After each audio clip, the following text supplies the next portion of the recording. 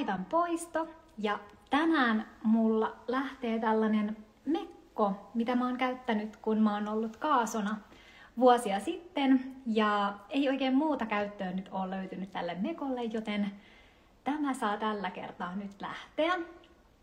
Ja jos oot messissä näissä päivän poistoissa ja teet itsekin näitä nyt samalla, niin laita ihmeessä #päivänpoisto ja täkää Kotiflow Akatemia ja jaa mulle se kuva vaikka yksityisviestillä, niin mä jaan niitä sitten teille.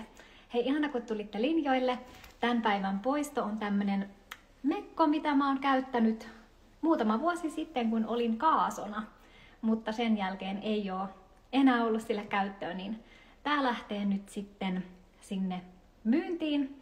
Ja mun on itse asiassa tänään tarkoitus mennä nyt käymään siellä Kirppiksellä. Mä en saanut sinne yhteyttä puhelimitse, niin että jos mä saisin vielä varattua sinne pöydän tälle vuoteen, katsotaan. Kuulemma sinne on saanut tosi nopeasti, mutta nyt alkaa olla kyllä jo joulu niin lähellä, että katsotaan saako vielä. Mutta tosiaan, laita #päivänpoisto, merkitse Kotiflow Akatemia ja laita mulle kuvia, niin mä jaan niitä, niin muutkin varmasti haluaa nähdä, minkälaista tavaraa sieltä teiltä äideiltä kodeista lähtee. Ihana kun olit mukana katsomassa tätä päivän poistoa. Huomenna taas 10:00 sama homma, joten nähdään silloin viimeistään. Moi moi!